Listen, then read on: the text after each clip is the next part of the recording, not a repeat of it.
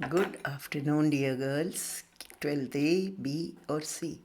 आज की हमारी इस कक्षा में महादेवी वर्मा के भक्तिन के जीवन के तीसरे परिच्छेद में आप सबका हार्दिक स्वागत है। तो छात्रों, आज हम यहाँ से भक्तिन के हरे भरे खेत, मोटी ताज़ी गाय भैंस आदि यहाँ से लेकर हम उसके जीवन के चौथे परिच्छेद के आरंभ तक, यानी कि यहाँ तक हम करेंगे। अर्थात दूसरे ही दिन भक्तिन कमाई के विचार से शहर पहुँची तक। तो आइए हम अपना पाठ शुरू करते हैं। छात्रों, तीसरे परिच्छेद भक्तिन का हमने पहला परिच्छेद पढ़ लिया था, जो कि उसका बचपन था। बचपन में शादी हुई, गौना हुआ और ससुराल आ गई, पिता का देहांत। दूसरे परिच्छेद में उसने 3 बेटियों को जन्म दिया, जो कि उसके लीक से बाहर था, उनके परिवार की लीक से बाहर था। अलगौजा हुआ और उसने अपनी बेटी की शादी की। अब तीसरे परिच्छेद में कच्ची गृहस्थी का भार लाद कर 29 वर्ष की आयु में, अर्थात जब भक्तिन 29 वर्ष की थी, उसके पति का देहांत हो गया और 2 बेटियां अभी उसके पास थी।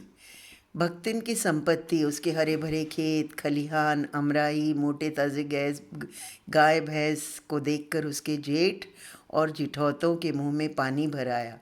उन्होंने सोचा कि भैयऊ अर्थात भाई की पत्नी की शादी करा देंगे तो शायद यह सब उनका हो जाएगा। किंतु भक्तिन ने अपनी संपत्ति से सुई के बराबर भी ज़मीन देने को इनकार कर दिया, क्योंकि उसने कहा ये सब मेरे पुरखों से अर्जित है, इसीलिए मैं नहीं दूंगी। फिर अपनी 2 बेटियों के हाथ पीले कर दिए, अर्थात 2 बेटियों की शादी कर दी और फिर बड़े दामाद को घर जमाई बनाकर रख लिया। घर जमाई का मतलब है जब लड़का लड़की के घर पर ही रह जाता है।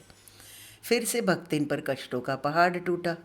कुछ दिन हुए नहीं कि बड़े दामाद चल बसे। अब फिर जेठ जिठौतों को आशा की किरण नजर आई। उन्होंने फिर वही लालच अपनाया, अपनी इस बहन का विवाह कराना चाहा।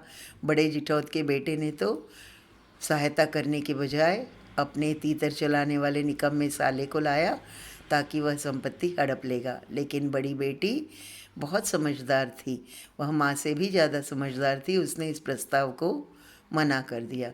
दिन रात माँ के साथ खेतों में खूब मन लगाकर काम करने लगी। लेकिन एक दिन माँ की अनुपस्थिति में जिठौत द्वारा भेजा गया एक युवक उसके घर में घुस आया। अंदर से दरवाज़ा बंद कर लिया। बाहर उस वर के समर्थक आ गए। भक्तिन की बड़ी बेटी ने उसकी खूब मरम्मत की, खूब पीटा और दरवाज़ा खोला तो देखा सारा गांव खड़ा है। पंचायत हुई। लड़का झूठ बोल रहा था कि लड़की ने उसे बुलाया है और लड़की कहने लगी कि मेरे पिटाई के निशान तो देखे। किंतु पंचायत ने अपीलहीन फैसला सुना दिया। अपीलहीन का मतलब है किसी भी पक्ष को सफाई देने का अवसर न देना, और कहा कि कलयुग है, गलती चाहे किसी की भी हो, किसी की भी क्यों न हो, दोनों एक ही कमरे से निकलने हैं तो विवाह करना ही पड़ेगा।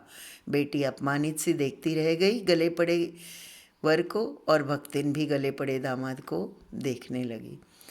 गले पड़ा दामाद अब निश्चिंत हो गया और निकम्मा ही रहा, कुछ काम नहीं करता था।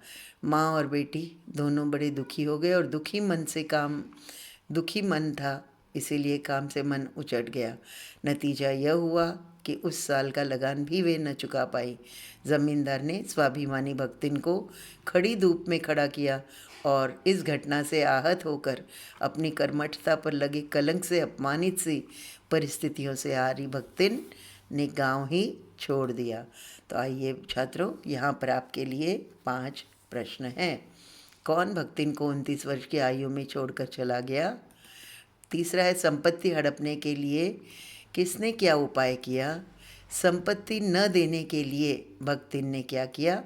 उसने सर मुंडवा लिए और क्या कहते हैं आपको, धोती पहन ली और कभी न मंत्र गुरु से मंत्र ले लिया और कभी न विवाह करने का प्रस्ताव रख दिया। भक्तिन पर कौन सा पहाड़ फिर टूट पड़ा?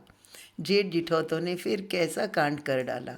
अपीलहीन फैसला क्या था? तो इन प्रश्नों के उत्तर आप देंगे। Thank you and have a nice day.